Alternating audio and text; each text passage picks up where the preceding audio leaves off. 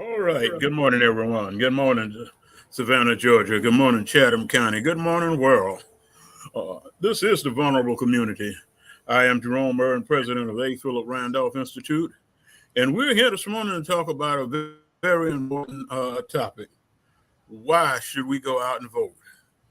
I think this topic is more important than anything else right at this particular time. We should think about all the things and all the people that has lost their lives just so that we could go to the polls to vote.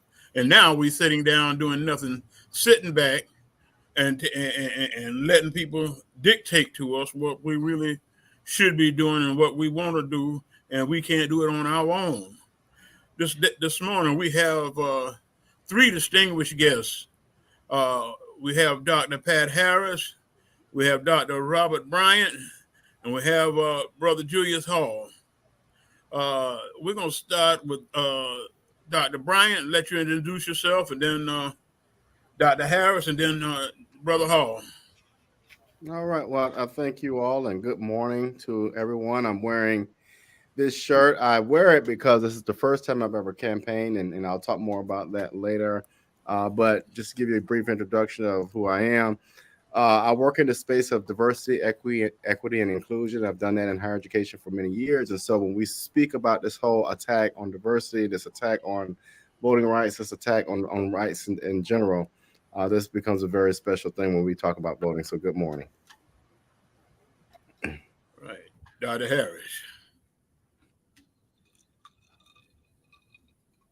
Dr. Harris. I'm Pat Harris.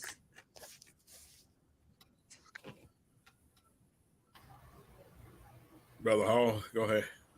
I'm Julius Hall, and I am the president and CEO of Our Black Media, and the publisher of Hello Savannah and the Port City Review, and the author of a couple of books that's soon to be released before the month is out.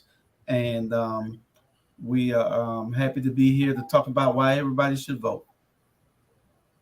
Amen, amen, amen.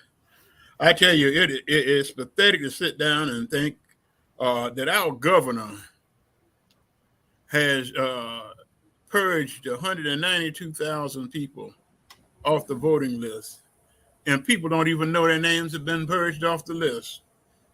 We're in the process now of trying to contact these people. We're asking people to check your voting records, make sure that you are still on the voting list.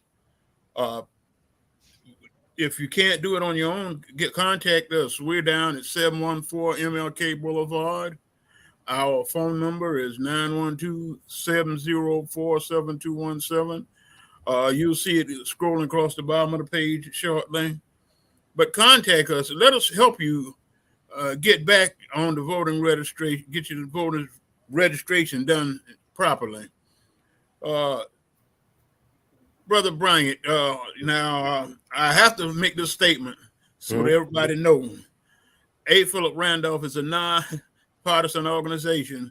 We don't support, we don't endorse anybody. So we want to make sure that everybody understands that.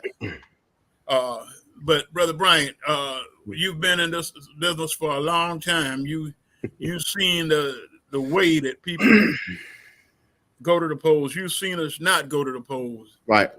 You've seen some of the answers that they give you when you ask them, "Are you registered to vote?" And they tell you, "Well, that don't make no sense to me. It don't. Or either my vote don't count." So tell us a little bit about what your thoughts about Right. vote. I'll start with this right here. And I want to start here because our young people don't realize what that is. Right here, you see this gentleman right here on the ground? Yes, sir. I know what that is. That's John Lewis. Yes, sir. And for our young people, John Lewis in that picture is called Bloody Sunday. Go YouTube it. Bloody Sunday. John Lewis had his skull cracked. I don't know how many of y'all have ever fallen on your head and fell off a bike, but to have your head, your skull cracked is a lot of force.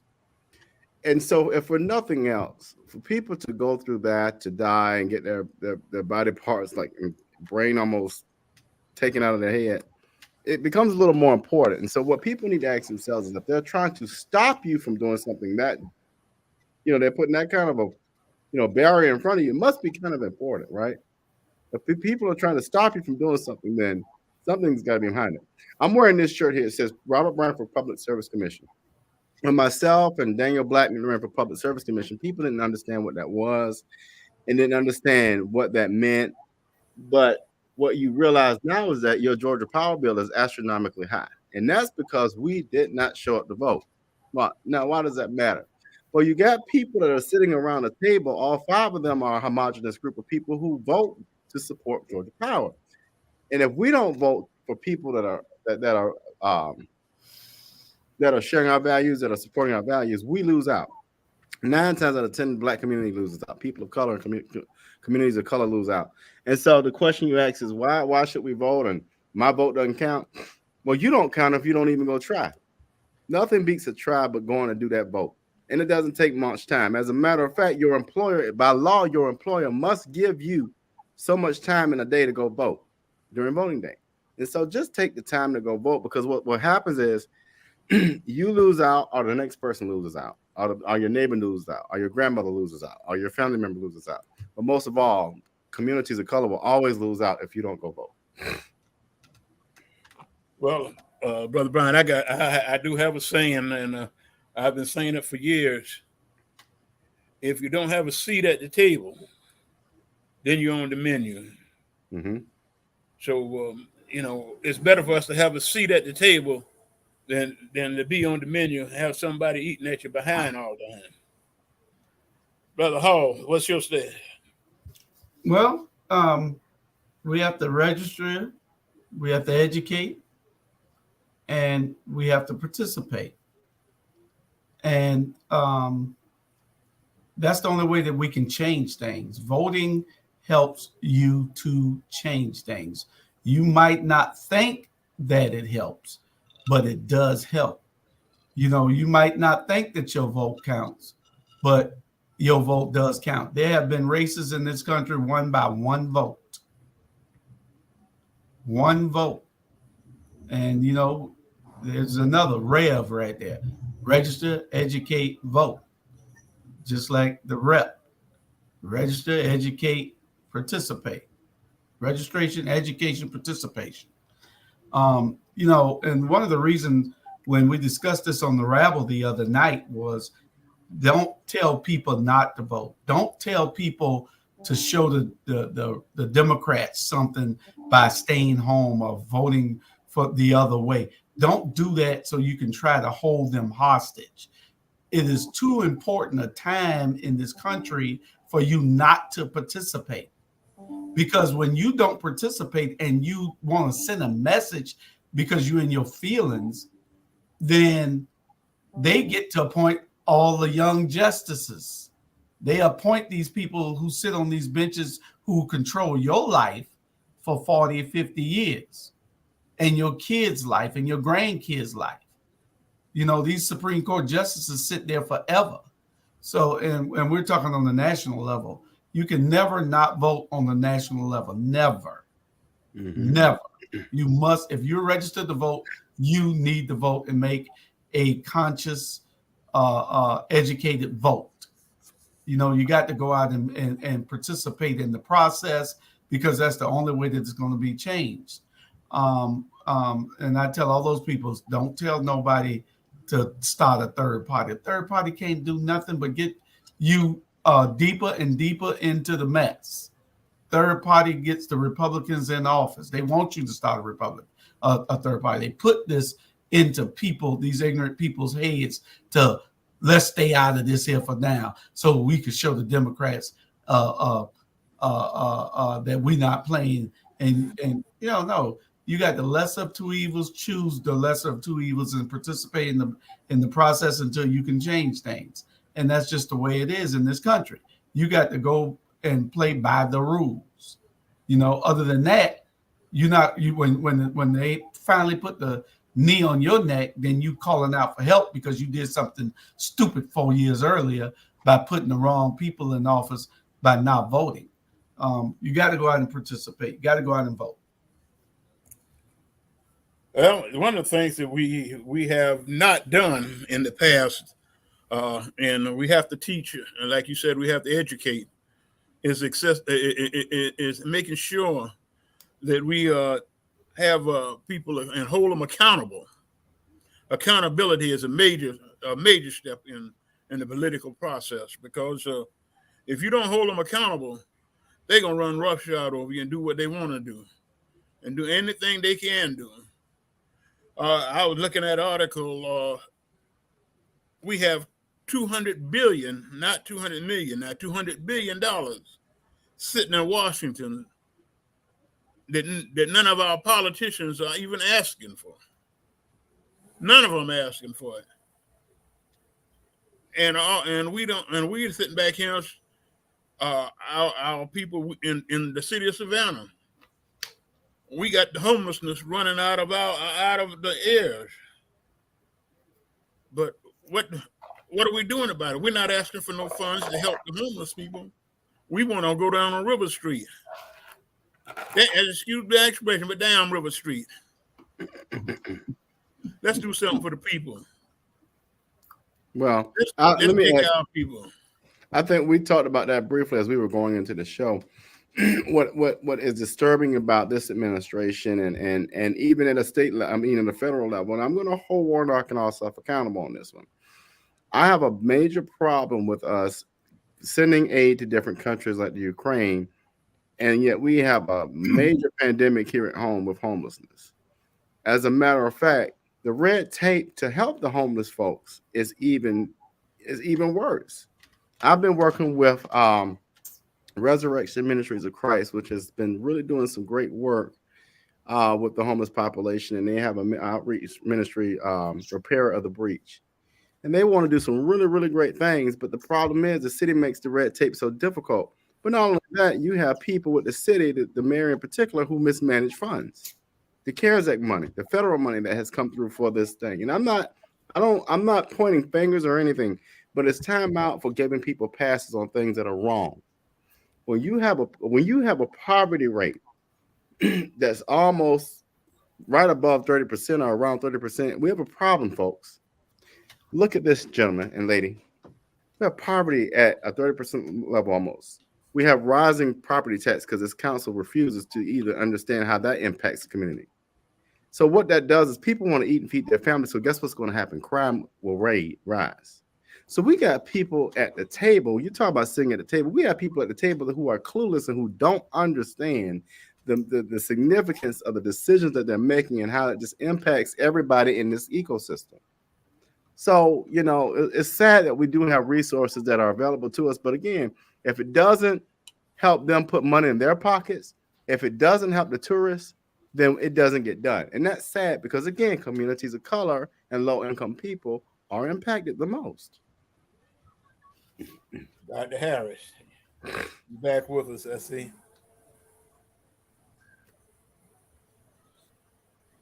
Yes, I am. Hopefully, can you hear me? Yeah. She had to go get a background looking like an angel. Can you hear me? Yeah, we do. Okay, great.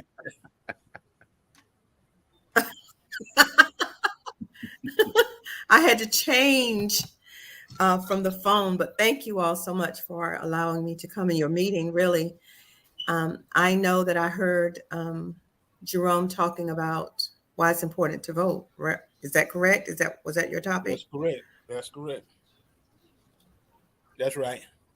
Okay. So I missed part of it, and I'm not going to go back and try to reintroduce myself. But anyway, I'm Pat. I just want to try to answer your question before I move forward. And before you move forward, I love that question, why it's important to vote. Your vote is everything. Your vote is your purpose. It's your power. It's your presence.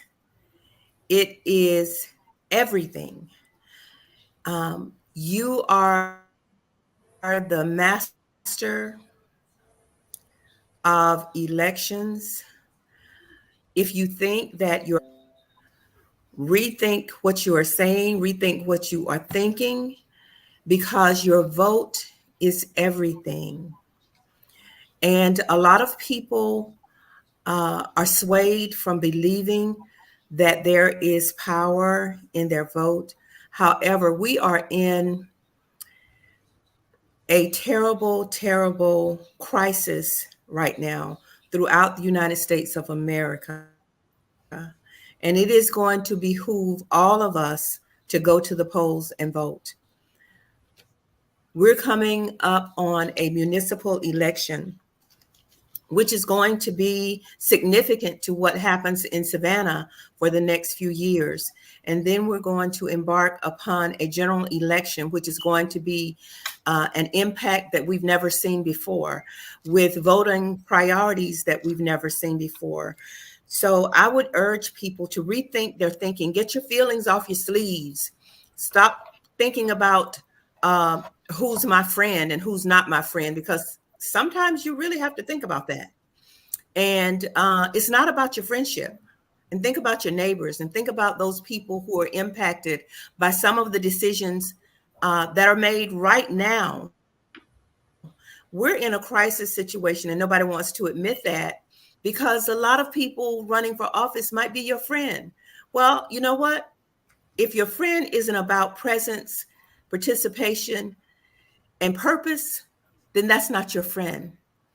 And if your friend is not ready to stand up against the obstacles that we face, that's not your friend. And if your friend decides that they want to put their hands in a cookie jar that they don't need to put their hands in, that's not your friend.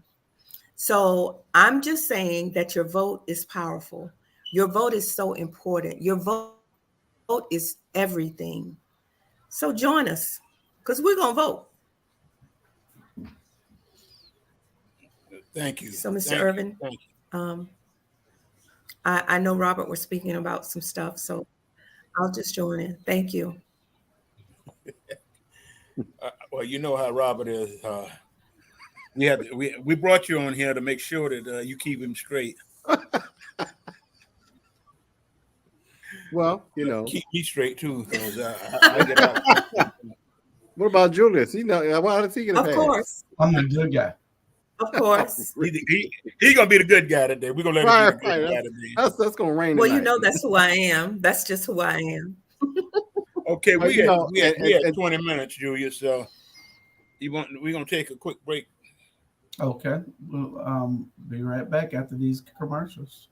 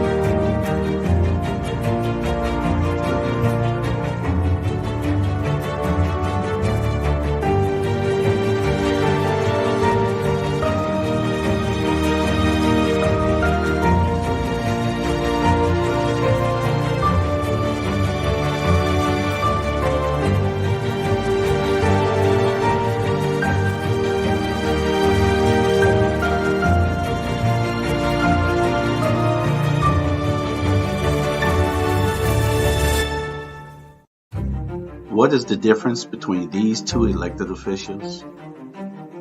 Absolutely nothing. What is the difference between these two guys? Absolutely nothing. What is the difference between these three men? Absolutely nothing. What have they done for the African American community? Absolutely nothing. What can the African American community expect from them? Absolutely nothing. So what does the black community owe them? Absolutely nothing. When it's time to cast your vote, make sure you give them what they have given you. Absolutely nothing. And that would be absolutely perfect.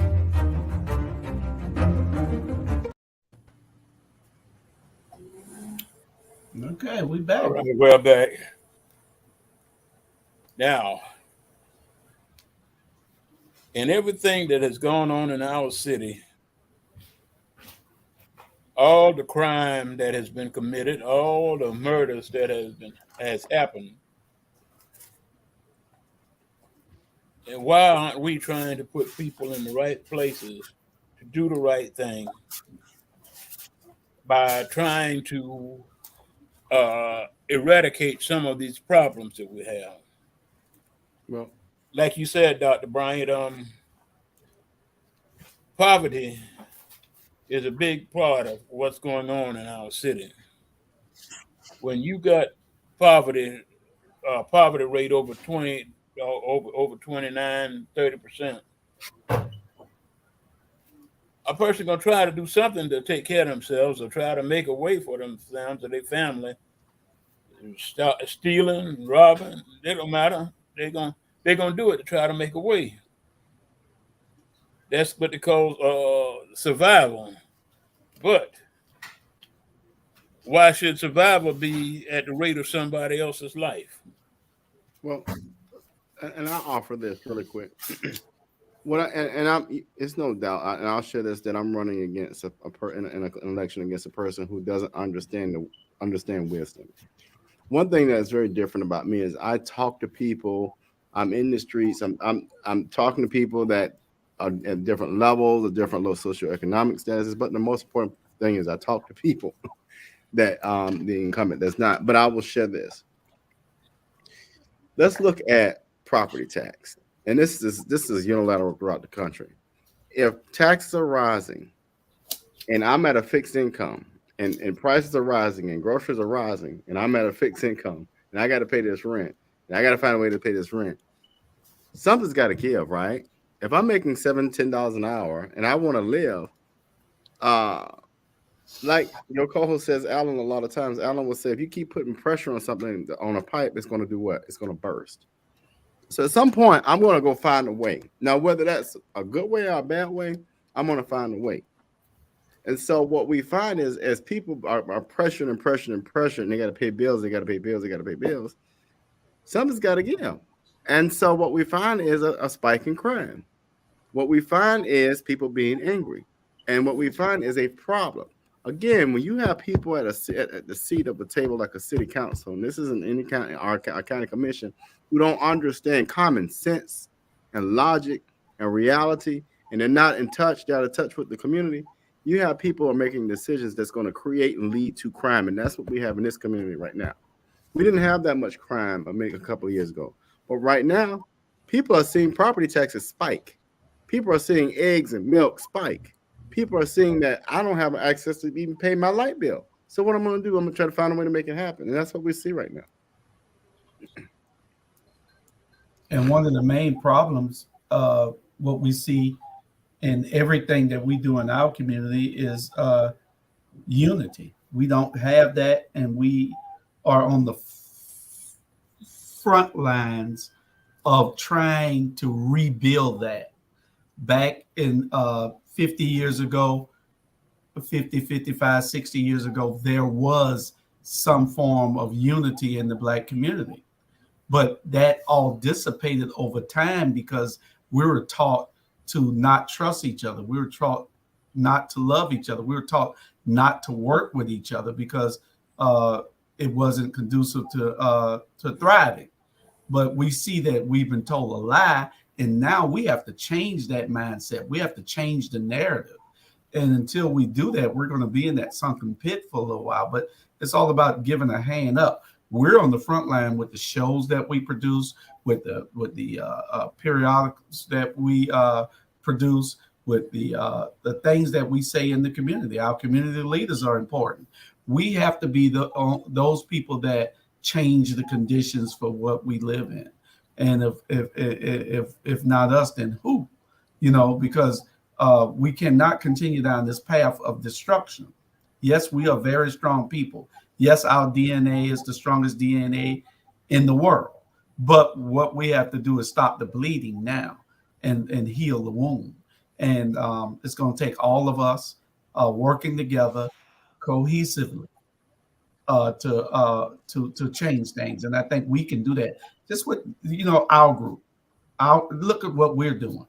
We're bringing information to people on a daily basis, and that's what it's all about, Brother Jerome. It's about us making sure that we do our part with all the organizations, from A. Philip Randolph to our Black media to our community leaders to our elected officials.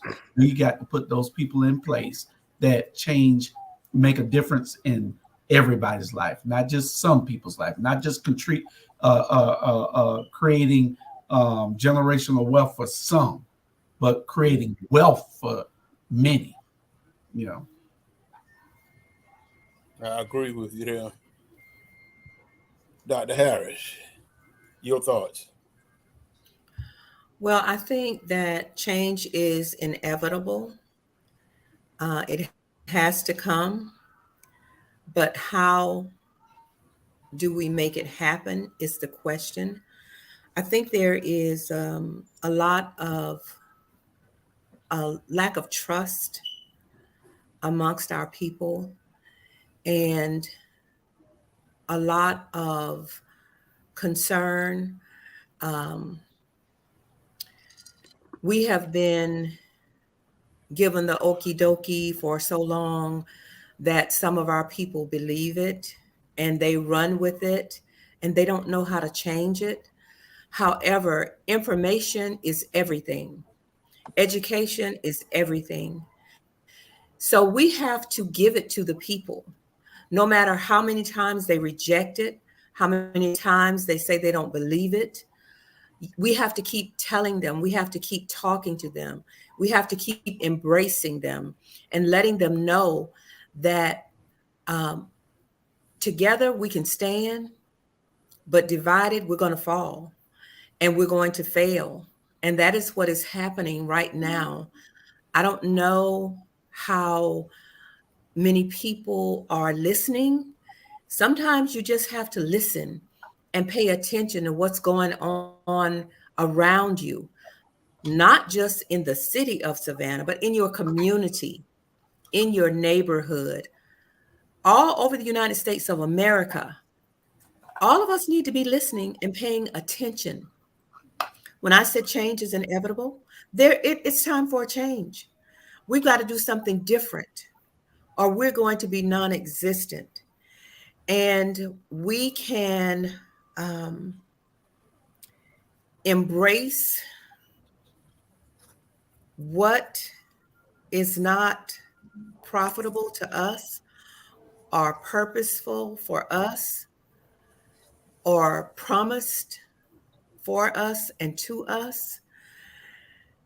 We're going to sink.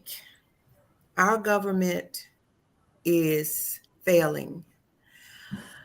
We are falling apart in communities. We are failing our people in our communities. And it's time for someone to step up and take over that helm of bringing people back together where we can be a powerful force in all of our communities. And right now, that's not where we are. And we have to make people believe that, yes, we can. And yes, we will. And yes, we are going to make some changes. And I'm going to keep saying that to myself. I don't fight physically. I don't, because I'm not going to mess up myself. But I am going to fight professionally, educationally, purposefully, passionately. I'm going to fight. And it's nothing anybody can do or say. So I am just suggesting that this path that you're on with delivering your source of information to the people, that it continues and that we promote it, we stand up and decide what is best in our communities, because I'm telling you that we do have people who are really suffering with what Dr. Bryant said. your property taxes, your meals, your gas, your everything is rising. And why? Why? I don't, has anybody ever said why they're raising? Why? Where is all of this money going? Did anybody stop to tell the people where the money is going? And I don't want to start talking about money because I might start asking some questions that nobody wants me to ask. And that is what the people need to do. Silence means that we just are accepting everything. It's time out for the silence. We need to ask questions. And we need to start asking now because we don't have much longer before the municipal election. We don't have much longer. We need to ask questions of our candidates. And we need to know where you stand with communities. And we need to know what you're offering to be in that seat. And what promises and what pathways have you developed for the people within those communities? Don't make promises to people that you're not going to keep. And don't tell me that you're going to represent me and then I have to go represent myself. And that's absolutely what is happening in some communities. And sometimes people get sick and tired. And when they get sick and tired, it's time to make changes. It's time to make changes. And that's exactly what we're going to do. Thank you, Mr. Irwin. Yes, ma'am.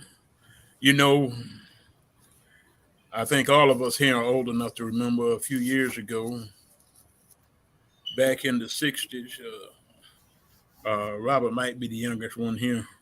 I am. But you know, we and I think it's time that we go back to the streets. I think we're gonna have to go back to the streets to get people out to vote. Mm-hmm. Get them. You know, we have to be on the street corners. We have to go back into the churches. Whether the pastors want to do it now, stand outside the church. If they don't want to invite us in, stand outside the church. We've got to do something to get these people back and let them know that, hey, voting is what you should be doing. It's your constitutional right. Although some people say the Constitution ain't worth a hill of beans, but it's your constitutional right to go out and vote. We have to bring it back and make it reality. We can't stop and say, well, if you don't do it, that's up to you. No, it's not that way anymore. Because anything that affects me affects you. And if it affects you, it affects your children and your grandchildren. What we do today will affect our grands, our great-grands, and our great-great-grands for years to come. The decisions that we make has to be the right ones if we want to take care of our family and leave a legacy for them to live on. Live something for them to thrive on. We have to change the whole mindset of what's going on today. I don't know about y'all, but I think that we are at a point right now where whatever happens, it's got to be done, and it's got to be done in November. So whatever we do, we have to make sure that, like Dr. Harris said, know who we're talking to. Know what they're talking about. Let them understand that we know what we know, and that they're not going to pull the wool over our eyes any longer. Like I said earlier, accountability is going to play a big factor this time. We had people make promises that didn't even get close to the promises. Well, and they were told, remember, because you're going to be held accountable for what you say. Well, And let me kind of jump off on that main piece right there. I want people to always remember this. If you are preparing to vote for a candidate, the three things I ask people to look at: what's their vision for it? So if you're looking at someone who hasn't presented to you a platform or a vision, that's a red flag. Number two, look at their body of work, right? You know, in grade school, we have every year we go to school, we have a report card. Julius did a beautiful commercial on this. What's the report card look like? You know, there's certain people that have been in office 12 years, which is 4,380 days. I may have the math wrong, but over 4,000 days. On a job, after 4,000 days, if you haven't met expectations, they tell you to do what? We'll see you later. So that's the second thing. But the third thing is, what have you received on your return on that investment? So let's say you go buy a vehicle, right? And you get all these nice bells and whistles, and you get off the car lot and the tire falls off. The return on that investment is not what you expected. But if you get a nice car that lasts you about 10, 12 years, you got a pretty decent return on that investment. So what have you gotten out of that deal? So, Mr. Irwin, what I'm saying is this. You talk about getting people out to vote. I'm going to use the city of Savannah's municipal election as an example. On average, and Julius, correct me if I'm wrong, we look at on a municipal election, about 23% on average of people coming out to vote. If that 23% remains the same, we will get the exact same thing we got right now, nothing. A bunch of people sitting around the table doing nothing. We've got to get 45-year-old and under registered to vote and out to vote, and big numbers. Once we get those numbers up, we got to make sure we educate our elderly, and we got to make sure we get people to the polls. That 23% has got to raise at least to 50% for us to see a change. Now, the question is, are we going to, like Julia said, we're going to work together to get there? Or are we going to sit back and wait and see the 23% hit again and lick our wounds? But what I just said there, that should motivate anybody to want to go out and vote. If you're telling me I have seen somebody in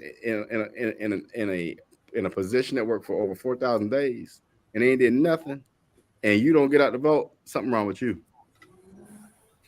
And to piggyback off of that, Robert, the African American community, to me, is like poor Trump supporters.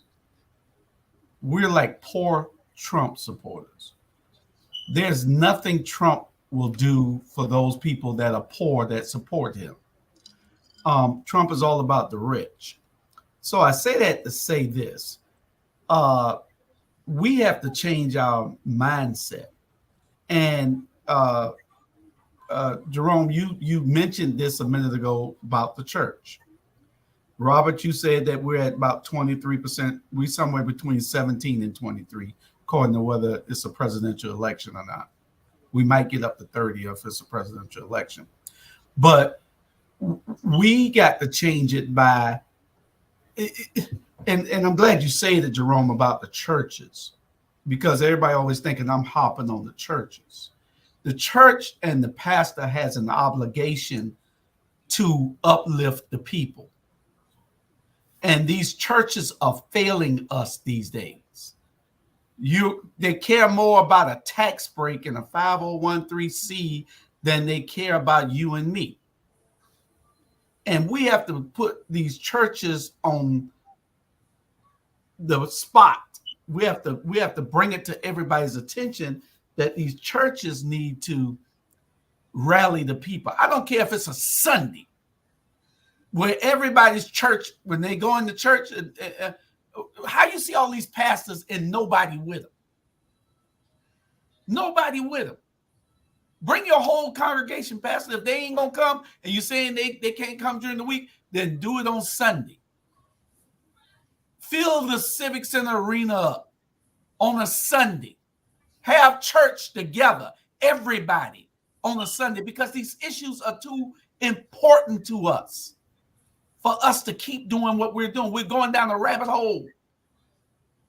And nobody's thinking, hey, let's hold these pastors responsible. We paying them, some of them making $200,000-$300,000 a year. And all they're thinking about is how much money you're giving in tithes. We got to make sure that these pastors know that they have an obligation to the whole community. They need to walk outside their church and look around and see what condition their communities are in. Take the whole church with you and walk the neighborhoods. All this violence that we're experiencing in the Black community, it can be wiped out. But it has to be by us. We're not doing enough. And that's the problem. The church is not involved anymore. It has become a whole separate entity from our community. The only thing the church want to do is teach you a false doctrine most times and take your money. I'm on pastors all the time, and I call all of them out. All of them are welcome to come talk to me anytime they want. They're welcome to come tell me what they're doing in the community besides collecting tithes. And I'm not talking, I'm talking about all of them. Anybody that's a pastor, you are welcome to come tell us what you're doing in this community and what your obligation is other than what you think it is. Because you're supposed to be uplifting the community. And so that's a show that we're going to have pretty soon, calling all the pastors out so they can tell us what they're doing in the community, because they have an obligation and a charge to keep, and they're not keeping it. Brother Hall, we got time for a 1 minute break. Okay, we're going to that 1 minute commercial, and we'll be right back. All right.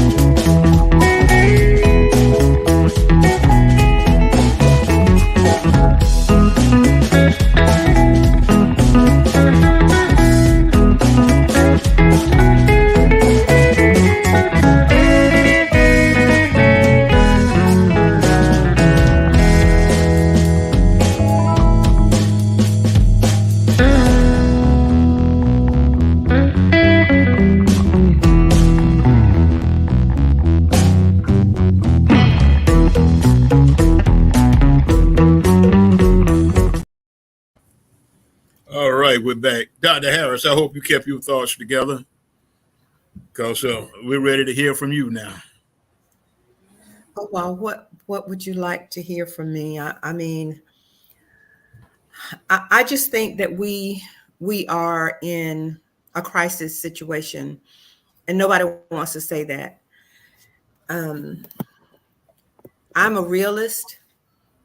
I'm a history major teacher, been doing it all my life. I've watched things unfold.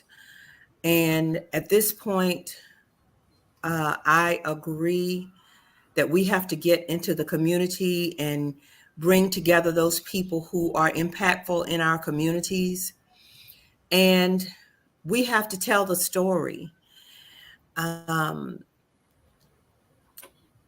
this election coming forth, we have to know who we are electing to represent us.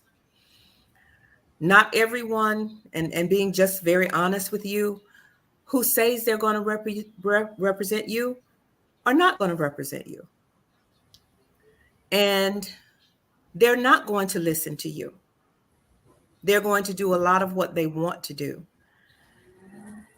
And some of that is not good for our communities. And I can tell you that I know firsthand that it's not good.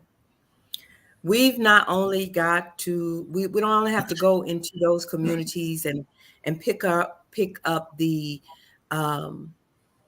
voters who are registered, but we need to go seek those people who are not registered to vote. And maybe they're sick of the mess, and we need to find out why they're sick of it and bring them back into the voting pool. We need to go get our teenagers who can also be impactful and bring them to the polls to vote. Now people are kind of frightened to be poll workers. We just have a whole bunch of mess, the crime, the the data that shows how people are treated and how they just don't want to be bothered anymore because they don't see what difference it makes if they vote or if they don't vote. Things are going to remain the same. But we have to teach them and tell them and educate them that if we do better, we're going to have better. If we elect better, we're going to have better. If we vote better,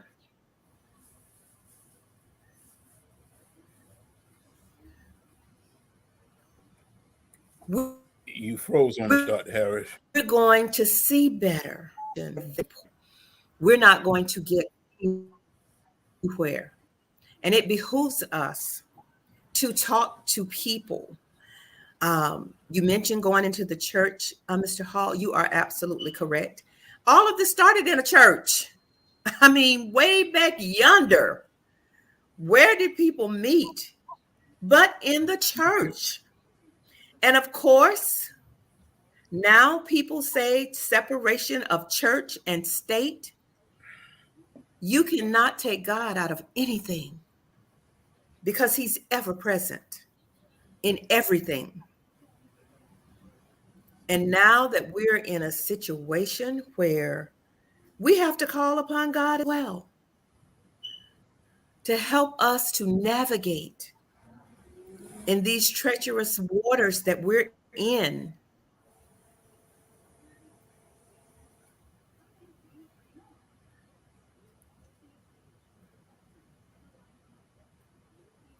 Dr. Harris, are you still with us? To hold people accountable, like you said. And we must do something different than what we've been doing in the past. If we want to survive what's happening in the United States of America, we're going to have to come together. You might not think that there's a problem out there, but I want all of us to wake up and listen. We're in a crisis situation. We're going backwards. We're not going forward. And if we don't step up to the plate and put people in office who are going to uphold our democracy, we're not going to have a democracy.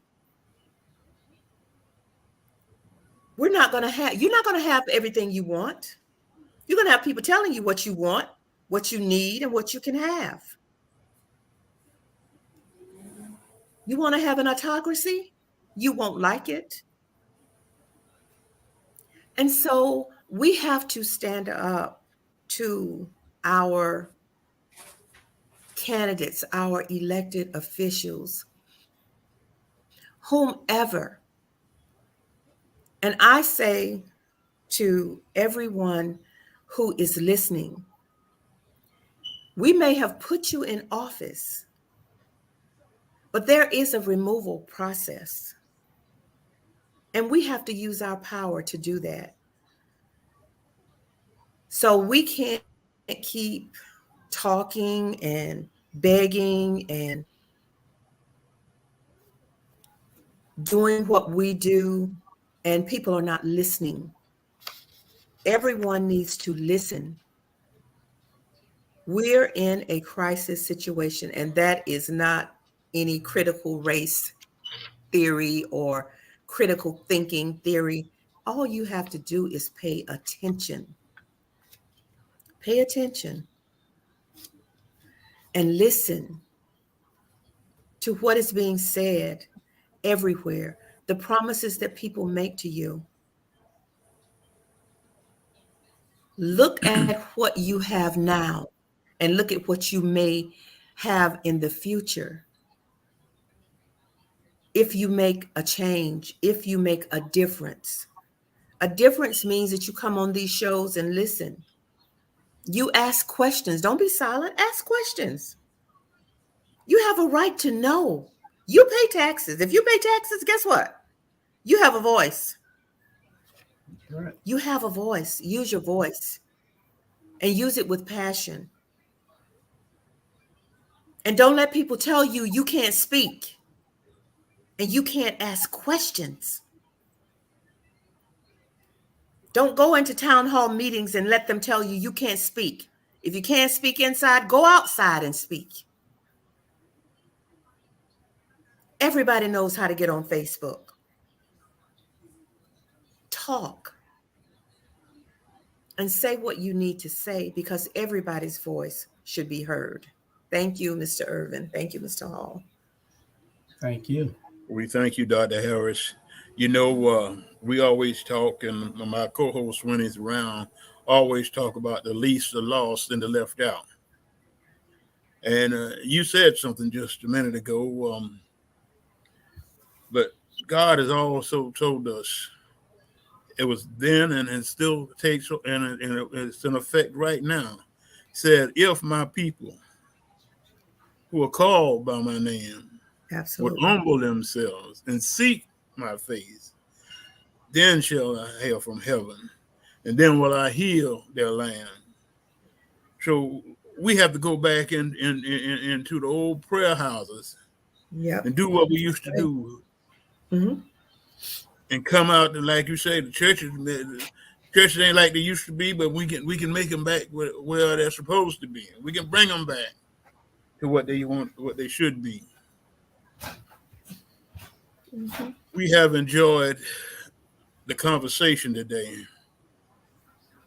Brother Hall, you got 2.5 minutes to bring your closing remarks, sir. Well, I'm not even going to take that long. We just have to mobilize, all of us, Dr. Harris, Dr. Bryant, you, myself, all those people who are fighting for positive change and progressive change for our communities. It is a responsibility that we have. We don't owe anybody our time, but we owe any individual. We owe our community, because this is the same community that raised us, and we're the only people on the earth, the African American people of the United States are the only people on the earth that are not unified. We are always fighting amongst ourselves about petty stuff, and we need to get away from that. The only way that we survive this is by us coming together, and that's what we need to do. The church is a great place to start. We got to hold these preachers accountable. They can't just go in thinking about that. All they got to do is give a good sermon so they can get a little change. We need positive change in our communities, not change in their bank accounts. I agree, brother. I agree. Dr. Harris, your closing statement, please, ma'am. Well, I just want everyone to know how valuable they are to their communities. And I want them to know that they have a voice, and their voice is important. And I want them to know that their voice is powerful. Your power is in your voice and in your vote. So make your vote count. Don't sit around and wait for somebody to urge you to go to the polls. Get up and go. When early voting begins, be there. Be there and exercise your right. It's your right. Government of the people, by the people, for the people. We are the people. So make your way to those polls early and vote. I hear you. I hear you. People are so afraid to go to the polls because they thought the lines are so long. But if you go to the poll with a long line, stay there. Don't walk away, because that's what they want you to do. 9 times out of 10, there's something that's being done on the inside intentionally to make the line long.